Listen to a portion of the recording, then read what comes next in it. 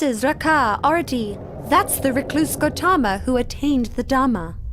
That's right, Sister Tanha. That's him for sure.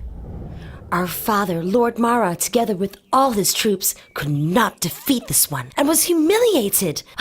It's up to us to find a way to take revenge. Tanha, Raka, in this world, I've never met a man whose heart could resist the three of us. We who embody infatuation and desire. Arati, you're right. We will use our femininity to ensnare the recluse Gautama in the bonds of sensuality and entangle him for countless time.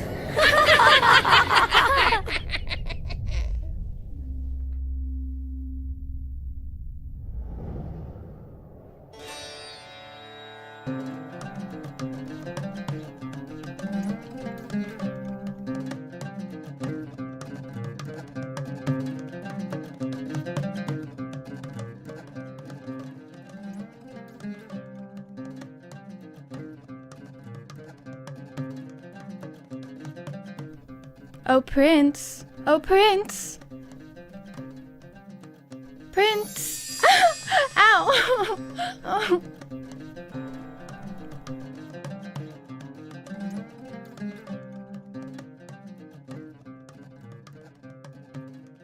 Daughters of Mara, go back.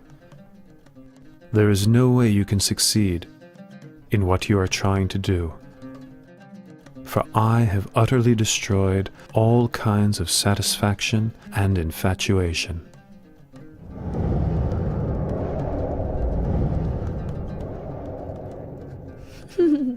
My name is Tanha, and this is Rakan Arti. We're not here to tease or deceive you, but the truth is, we are quite taken with the sight of you. Really and truly, sir, no one has ever made us feel so enamored as you. No one, sir. That's right. The three of us offer our bodies and our hearts to your service, expecting no reward. Our wish is simply that you find satisfaction in us, even if only for a short time. That would make us so very happy. I've told you already. I have utterly destroyed all kinds of satisfaction and infatuation. You will not find what you are looking for. There is nothing for you here. You should go away.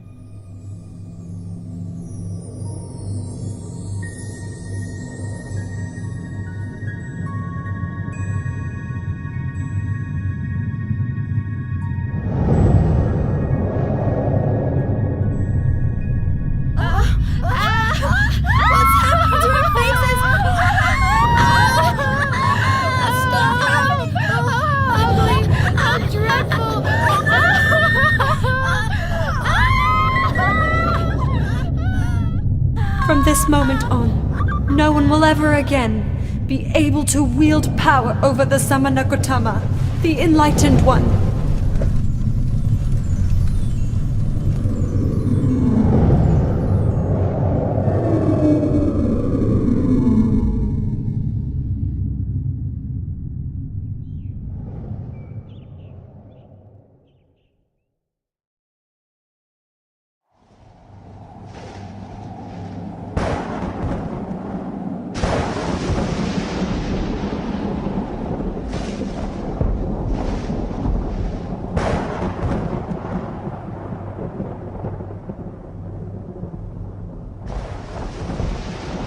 In the 6th week, the Buddha sat enjoying the bliss of freedom underneath the Mukalinda tree.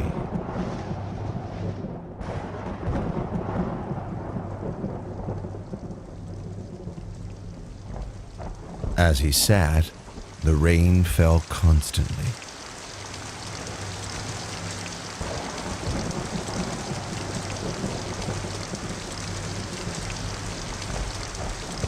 A king of Nagas, called Mukalinda, saw him and was inspired with faith. He coiled his body around the Buddha, then opened his hood over the Blessed One's head to protect him from the wind and rain.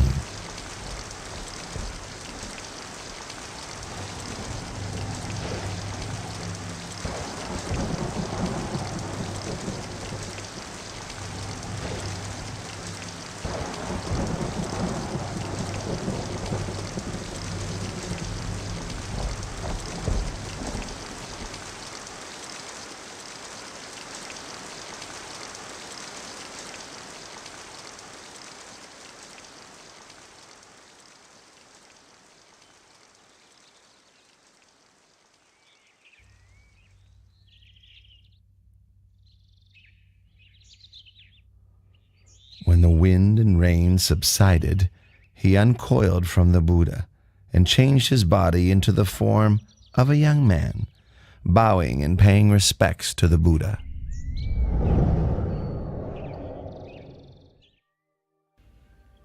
I, Naga King Muchalinda, am the Buddha's servant.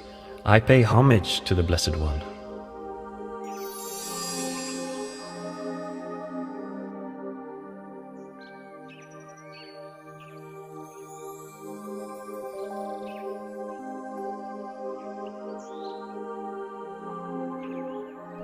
Silence is happiness for the one who has seen the Dharma. Delight in the peace of seclusion, harmlessness to all beings, freedom from lust, and overcoming sensuality. These are the highest joys in the world. Eradication of conceit is the greatest happiness of all.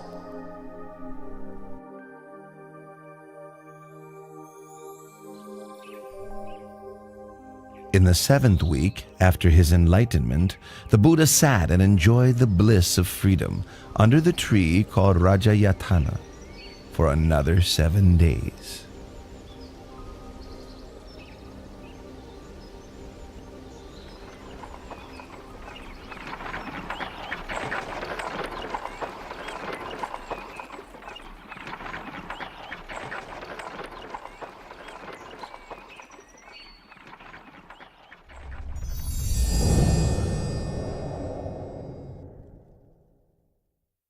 O Lord Buddha, you have enjoyed the bliss of freedom for 7 weeks without taking any food to eat. Please accept this medicinal fruit I have brought for you from the heavenly world.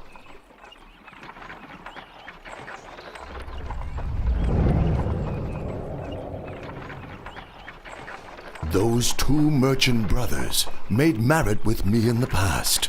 I should take this opportunity to help them meet the Buddha.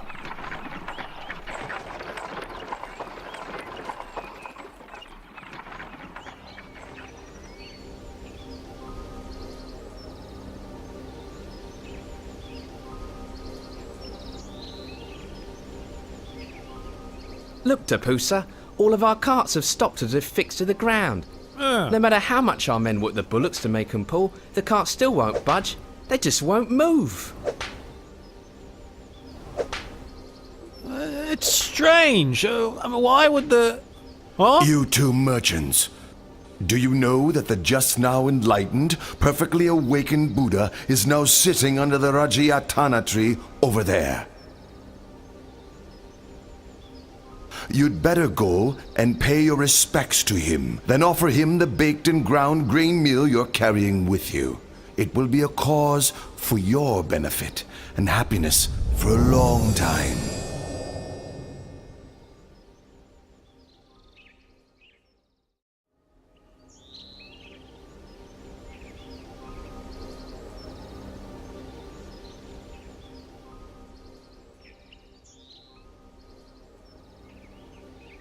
Your 2 humble servants bring baked and ground grain meal to offer. Please may the Lord Buddha accept our offering. I lost my alms bowl before my enlightenment.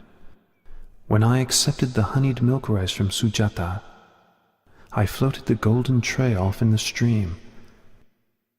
Now these 2 merchants are offering me a meal.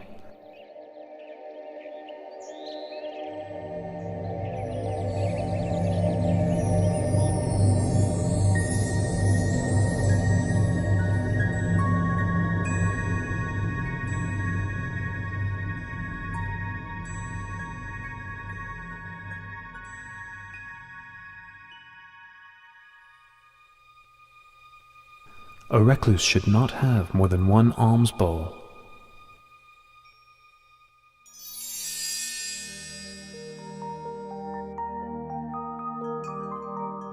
We, Tapusa and Balika, declare ourselves to be lay Buddhists. We take refuge in the Buddha and the Dharma for the rest of our lives. Your two humble servants, Balika and Tapusa, would like to ask you for some object that we may keep, to honour and revere.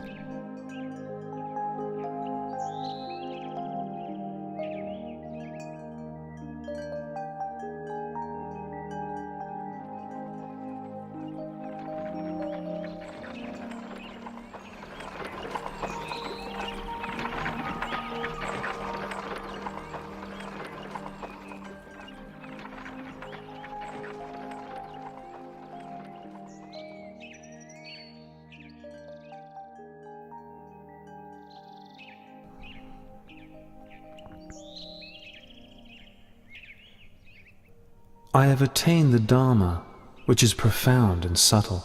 It is difficult for ordinary people to understand and practice.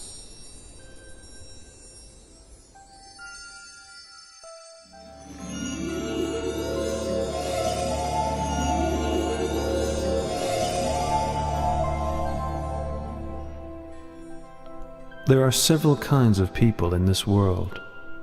The quick-witted, upon hearing my teachings, know and understand them quickly, just like a lotus flower above the surface of the water that blossoms as soon as it receives the sun's rays. Those of moderate intelligence, having heard my teachings and then receiving some further explanation and training, are able to know and understand within a short time, just like a lotus flower level with the surface of the water, ready to blossom the next day. The slow-witted, having heard the teachings, receiving further explanation and training, persevering with faith, are able to know and understand in the end, like a lotus flower below the water, which grows upwards before finally breaking through the surface and blossoming. The final kind of person, no matter how many times they hear the Dhamma, are unlikely to grasp the meaning or understand, although their listening may be a cause for realization in a future existence.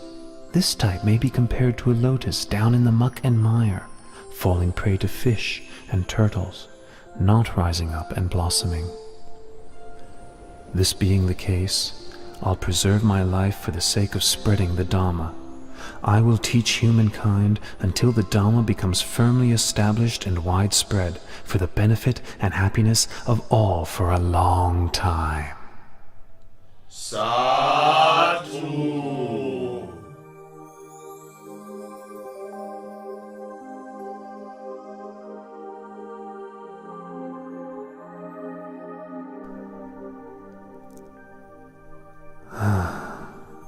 It's a pity that Alara the hermit passed away 7 days ago, and Udaka the hermit passed away just yesterday.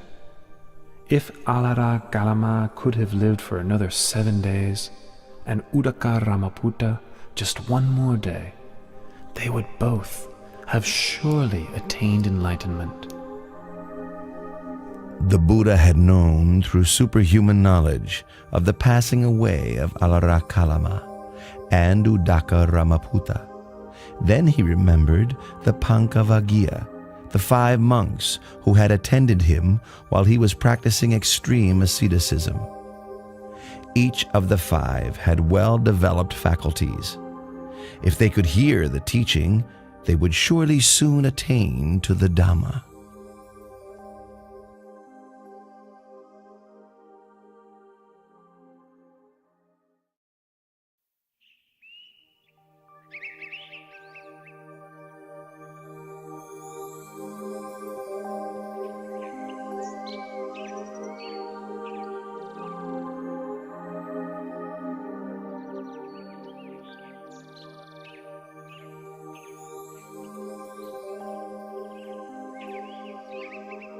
Ah, that's Gautama, the recluse, the one to whom we formerly attended.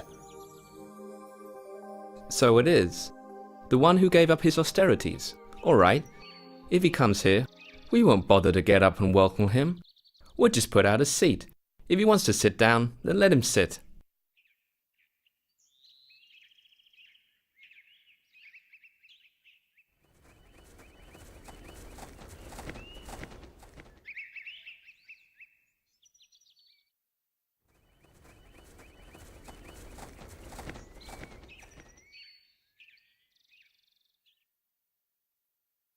Look, we're so glad to meet with him again that we've forgotten our agreement to show no interest. Even I, myself, forgot it completely.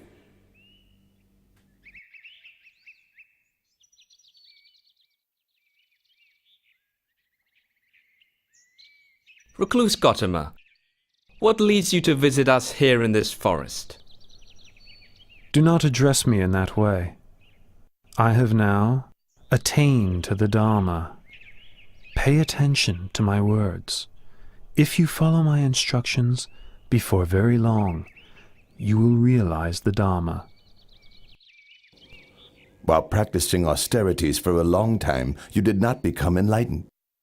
So how could you? How could you have attained liberation after giving up your efforts and causing us to abandon you? Throughout all of that time, did I ever say anything like this to you all?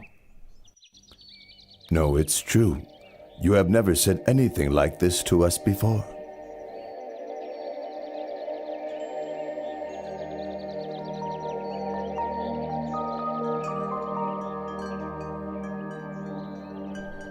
Entangling oneself in sensual indulgence, tormenting one's body with hardship and pain, these are ways a renunciant should not undertake, for they stray from the path of enlightenment.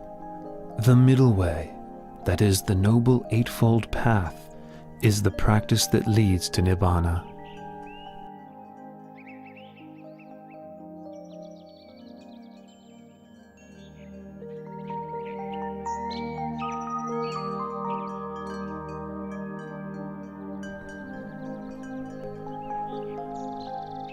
There are four noble truths as follows.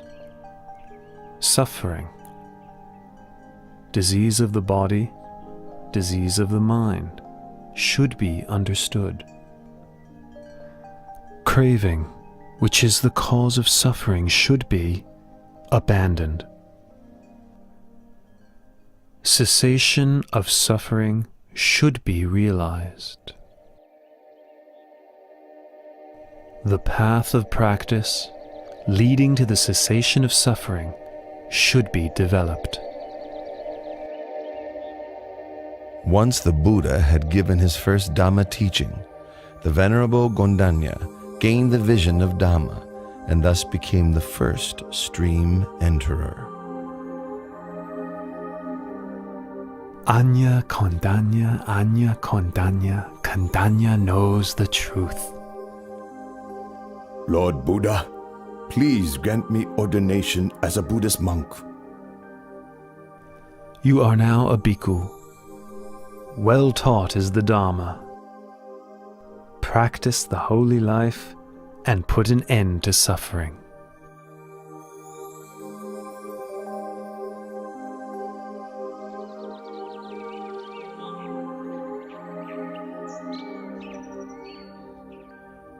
The Buddha gave ordination to Venerable Vappa on the first day of the waning moon, Venerable Bhaddiya on the second day, Venerable Mahanama on the third, and Venerable Assaji on the fourth. On the fifth day of the waning moon of the 8th lunar month, the Buddha gave the teaching known as the Anattalakkhana Sutta. The 5 groups that we take as a self are as follows: body, feeling, pleasant, unpleasant, and neutral, perception and memory, mental formations, sense consciousness, awareness of mental impressions. These 5 aggregates are not me, not him or her, not mine, not his or hers, not myself, not his or herself. All these things are impermanent and insubstantial. It is their nature to arise, persist for a while, and then pass away. After listening to the teaching, each of the Pancavaggiya attained to arahantship.